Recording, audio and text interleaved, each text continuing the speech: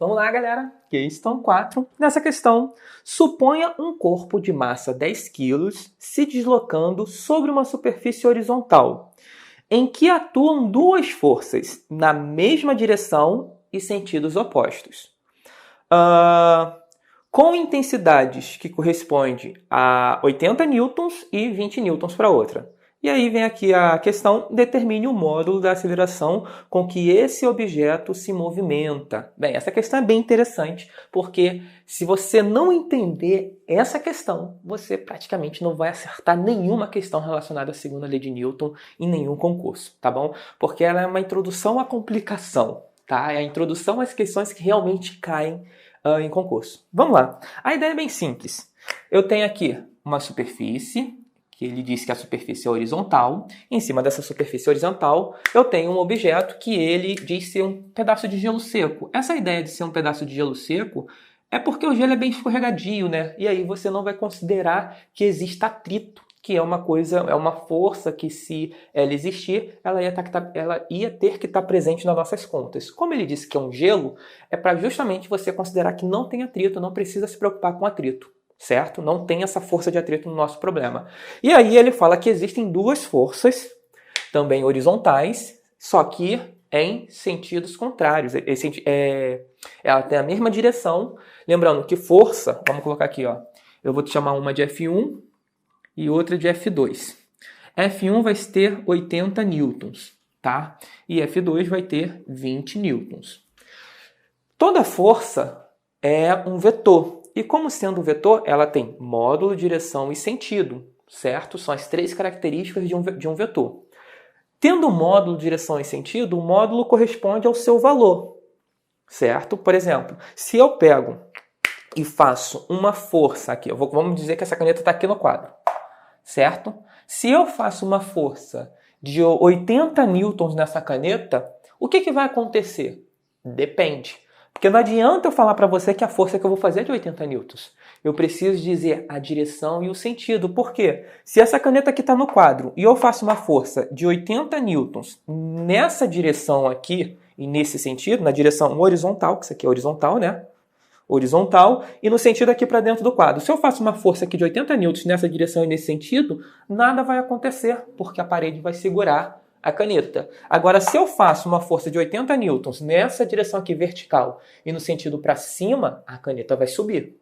Ok? Então, note que o que vai acontecer devido a uma força não depende só do seu valor. Não adianta eu ter uma força absurda e essa força está sendo feita na direção do chão, porque eu não vou tirar o chão do lugar. Com certeza, certo? Então, além dos valores, é preciso dizer a direção e o sentido. E a questão diz pra gente que ambas as forças, no caso, são horizontais, só que possuem sentidos diferentes.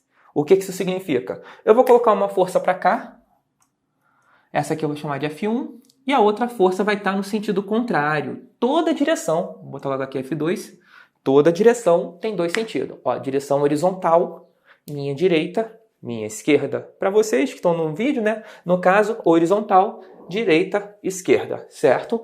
Agora, vertical é uma direção também.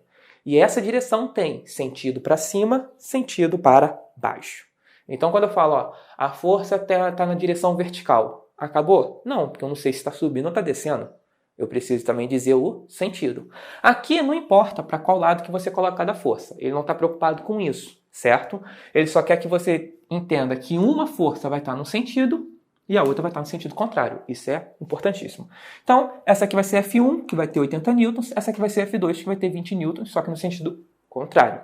E aí ele pede para que você determine a aceleração. Bem, determinar a aceleração, quando uma questão de mecânica pede aceleração, você automaticamente pensa na segunda lei de Newton, que fala o seguinte: força resultante é igual a massa vezes aceleração.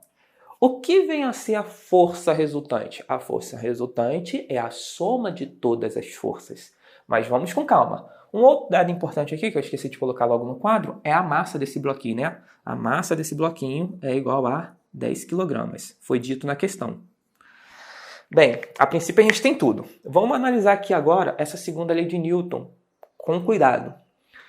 A princípio, para eu achar a aceleração, basta jogar a massa para o outro lado. Então, eu vou ter que a aceleração é igual a força resultante dividido pela massa. Beleza, então o que eu faço aqui?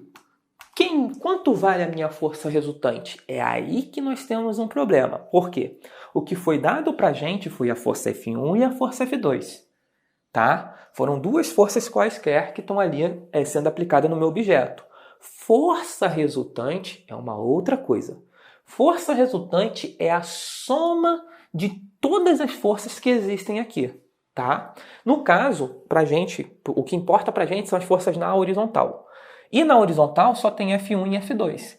Então, essa força resultante que eu preciso colocar aqui, o valor da massa já tem, que vale 10, né? Então é fácil. O valor da massa já tem. Se eu tiver o valor da força resultante, eu acho a aceleração e acabou meu problema. Só que essa força resultante eu tenho que ter cuidado com ela, porque ela é a soma desses dois caras. Porém, o ponto mais importante é que essas coisas são vetores, tá? E a soma de vetores é diferente de soma de números. Números têm uma matemática específica, vetores têm uma matemática específica para elas, entenderam? Então é muito comum um aluno achar que sabe tudo de matemática. Ok, você sabe somar, subtrair, multiplicar e dividir. Isso é básico, embora existam outras operações. Mas isso é para números. A soma de vetores é como se fosse... Você pega um número, dá um plus, ele evolui e vira vetores. Tá? E aí aquela matemática que você está acostumada para números é ligeiramente diferente quando você fala de vetores, ok? É a mesma coisa, mais para frente vocês vão aprender matrizes, que é tipo você pegar os vetores e dar um plus, evoluir os vetores, eles viram matrizes. E a matemática de matriz é diferente da matemática de vetores, que é diferente da matemática de números, ok? Esses números na física normalmente a gente chama de escalares. Então, tenha cuidado, não é simplesmente você pegar 80 mais 20, vai colocar 100 aqui, né? Esse vai ser o erro de muitos alunos. É 100 dividido por 10. 100 dividido por 10, a aceleração é 10. Com certeza, se fosse uma questão do Enem, múltipla escolha, ia ter essa opção lá, A igual a 10. Muita gente ia marcar e ia errar. Por que ia errar? Porque quando nós somamos vetores, a coisa fica diferente. É o seguinte... Como é que eu acho a força resultante, que na verdade é a soma de todas as forças? Vai ser o seguinte, força resultante é igual a F1 mais F2, certo? Porém, na hora de somar, eu tenho que definir um referencial. Como assim um referencial? Lembra que toda direção tem dois sentidos? Um dos sentidos eu vou ter que considerar positivo e o outro negativo. Então, por exemplo... Quando eu faço um gráfico, certo? A gente está acostumado a falar de gráfico. A gente fala o seguinte, para cá, 1, 2, 3, 4, 5, 6, 7, é positivo. Então eu estou considerando de forma implícita que para a direita, se eu seguir para a direita, é positivo. Enquanto se eu seguir para a esquerda, menos 1, menos 2, menos 3, menos 4, menos 5, é negativo, certo?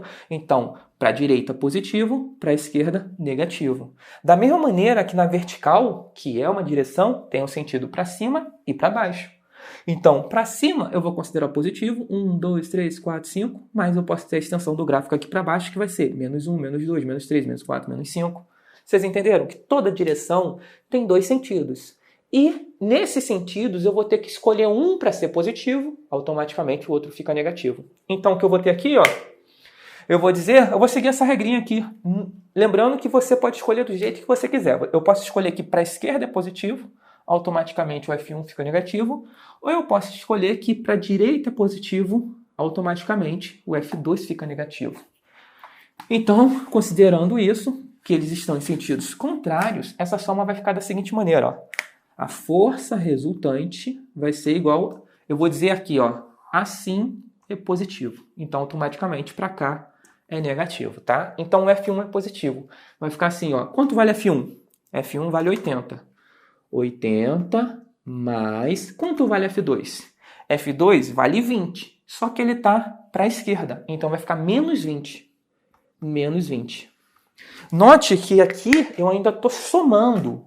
Só que esse cara que é negativo. Eu estou somando F1 com F2. O problema é que o F2 é negativo e nesse contexto aqui, o que eu vou ter é que força resultante vai ser, na verdade, 80 menos 20 e não mais. 80 menos 20, força resultante, vai ser igual a 60, certo? Aí eu volto para cá, já tenho a força resultante, volto para cá, vai ficar 60 dividido por 10. Logo, a minha aceleração é igual a 60 dividido por 10, 6 metros por segundo ao quadrado. Tá aí a minha resposta. Beleza? Espero que vocês tenham entendido essa questão de quando você fala de vetores, aqui ele só basicamente deu os números, o módulo, né, do vetor, e de forma implícita, quando ele falou, ó, eles estão em sentidos opostos, ele de forma implícita, ele jogou para você que um deles tem que ser negativo, tá? Mesmo dentro da soma, tá bom? Espero que vocês tenham entendido. A gente se vê na próxima questão. Valeu!